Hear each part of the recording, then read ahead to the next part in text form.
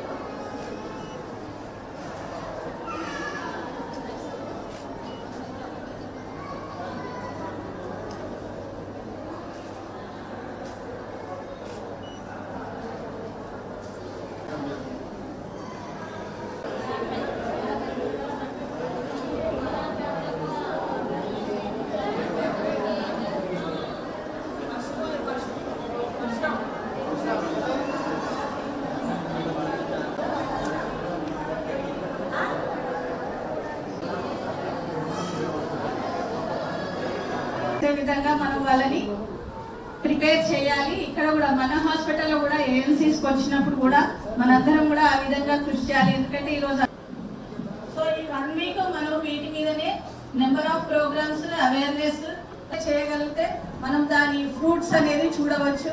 ఆ గ్యాప్ ఇప్పటివరకు కూడా మనం ఇది చేరే విధంగా వాళ్ళను బ్రెయిన్ లో అంటే వాళ్ళ మైండ్ లో ఫిక్స్ చేయగలిగి. Thank you for giving me the opportunity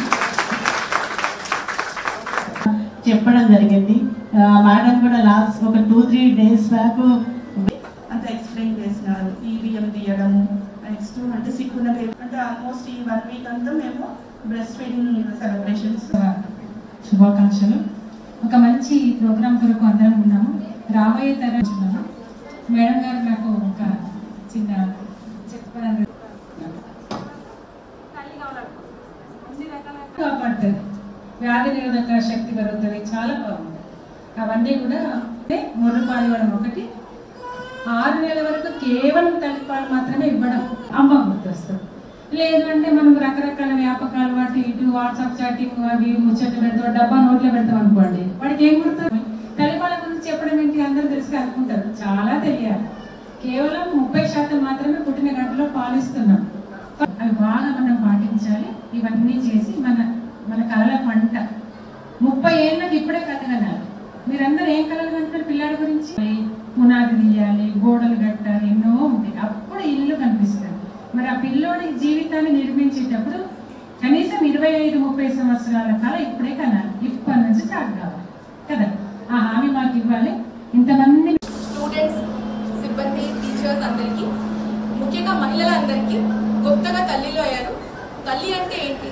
పిల్లలు పుట్టగానే పిల్లలకి ఒక కొత్త జన్మం మనం ఇస్తున్నాము కదా. ఒక మహిళలకి కూడా తల్లి అవగానే ఒక కొత్త జన్మం వచ్చినట్టు. కానీ అందరూ పిల్లలు పుట్టగానే పిల్లల కోసం హ్యాపీ అవుతున్నారు, కానీ తల్లి కోసం మీకు కూడా హ్యాపీ బర్త్డే అని చెప్పేవాళ్ళు చాలా తక్కువ మంది ఉంటారు. అవునా కాదా? సో ఈ రోజు ఈ వారోత్సవంలో భాగంగా మనం మీ హ్యాపీ బర్త్డే సెలబ్రేట్ చేసినట్టు, అవునా కాదా? సో తల్లి పాలు గురించి మనం మాట్లాడితే చాలా అంశాలు ఉంటుంది.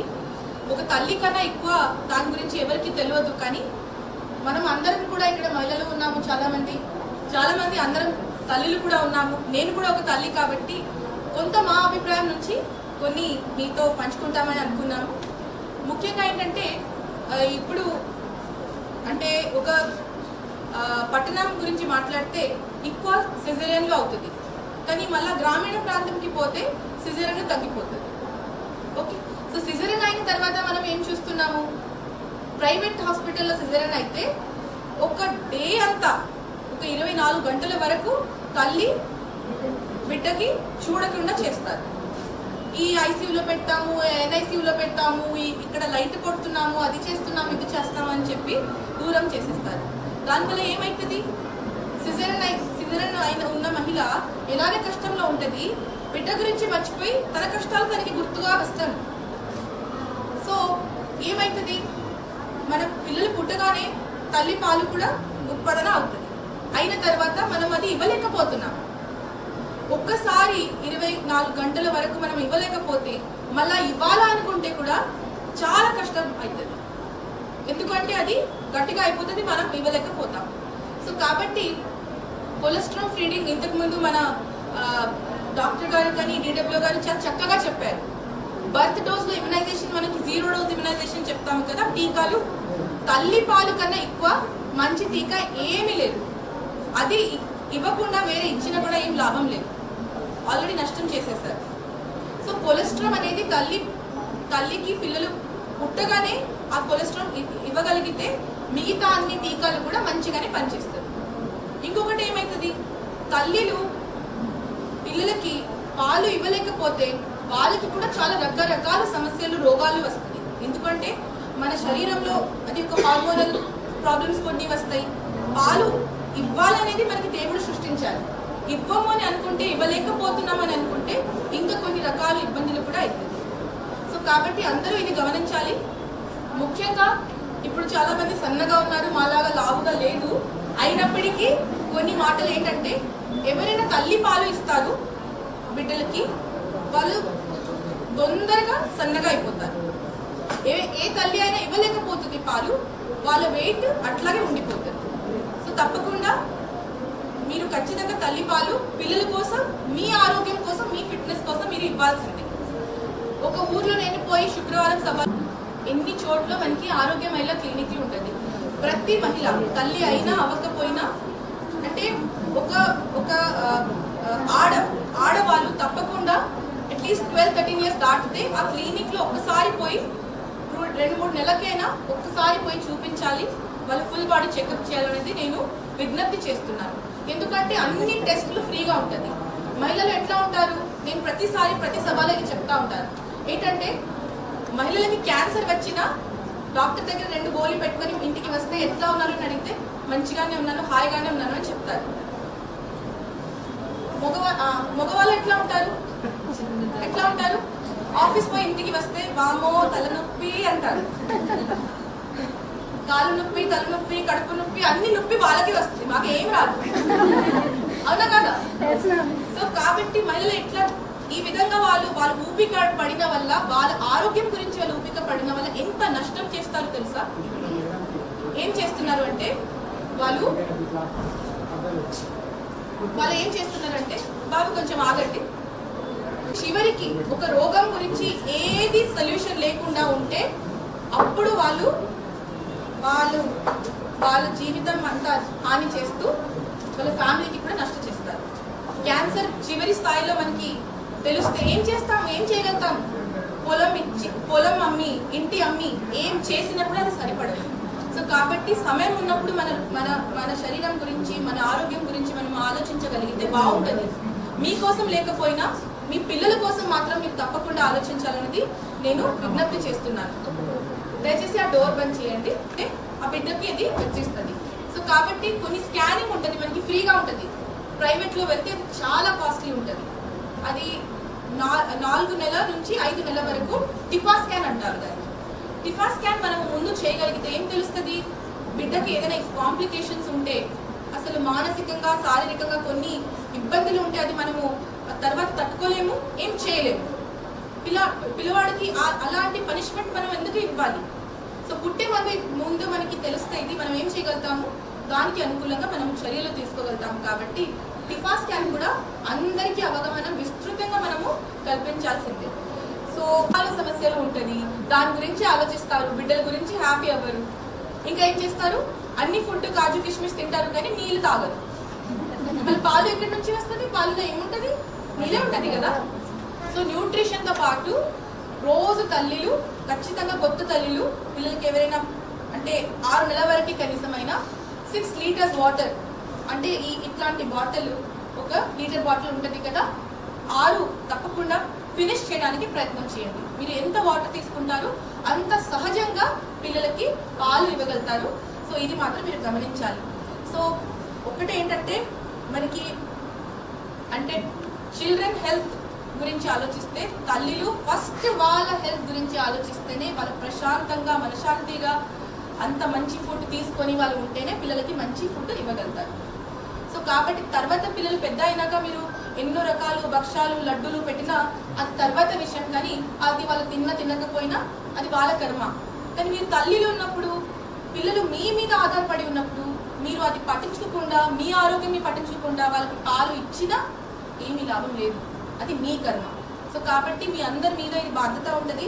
తప్పకుండా మీరు ఇది తల్లి పాలు ఇవ్వాల్సిందే. అది మీకే మంచి, పిల్లలకి కూడా మంచి అనేది. బాండింగ్ కూడా పెరుగుతుంది, ప్రేమ స్నేహం పెరుగుతుంది. చాలా మంది తల్లికి డిప్రెషన్ అని వస్తుంది, అంటే పోస్ట్మార్టం డిప్రెషన్ అంటారు. అది కూడా పిల్లలతో బాండింగ్ పెరిగితే అలాంటి డిప్రెషన్లు కూడా చాలా వాటికి తగ్గిపోతుంది. కాబట్టి నేను అందరికీ విజ్ఞప్తి చేస్తున్నాను, తల్లి పాలు ఇవ్వడం చాలా మంచి. అండ్ చివరికి ఇప్పుడు ఈ సీజనల్ వ్యాధులు కూడా ఈ వర్షాకాలం కోసం చాలా వస్తుంది కాబట్టి ఎస్పెషల్లీ కొత్త అయిన తల్లులు ఇంత ముద్దుగా బిడ్డలు పుట్టారు కాబట్టి దోమలకి కూడా అది చాలా పోషకాహారం లాగా అది కనపడతారు మీ బిడ్డలు. దయచేసి దోమలకి ఇవ్వకండి మీ పిల్లలు. ఏం చేయాలి, ఒక మాస్కిటో నెట్ పెట్టుకోవాలి. చిన్న దొరుకుతుంది కదా మనకి మార్కెట్లో. తప్పకుండా పిల్లలకి డే అయినా నైట్ అయినా దయచేసి ఎంత ఆల్ అవుట్ వాడితే, ఫస్ట్ ఆఫ్ ఆల్ వాడకూడదు పిల్లల దగ్గర. పిల్లలకి పడుకొని పెట్టే దగ్గర అసలు ఆల్ అవుట్లు ఈ కాయిల్లు వాడకూడదు, అది చాలా విషం అది. ఇంకా పిల్లలకి ఎక్కడ పెట్టినా డే అయినా నైట్ అయినా చీకటి అయినా లైట్ అయినా పెట్టుకోవాలి. అది మాస్కిటో నెట్ కిందనే పెట్టండి, ఆ జాలి కిందనే పెట్టండి. ఎందుకంటే ఇప్పుడే చాలా మంది చిన్న పిల్లలకి ఎన్నో రకాల సీజనల్ వ్యాధులు వస్తుంది కాబట్టి ఇది మీరు దయచేసి గమనించాలనేది నేను కోరుకుంటున్నా. ఇంతమంది యంగ్ నర్సింగ్ ఆఫీసర్ ఇచ్చారా అడిగితే లేదు మేము తల్లి పాలు ఇవ్వలే, ఎందుకంటే పిల్లలు సన్నగా అవుతారు, లడ్డుగా అవ్వదు, గుడ్డుగా అవ్వదు అని చెప్పారు.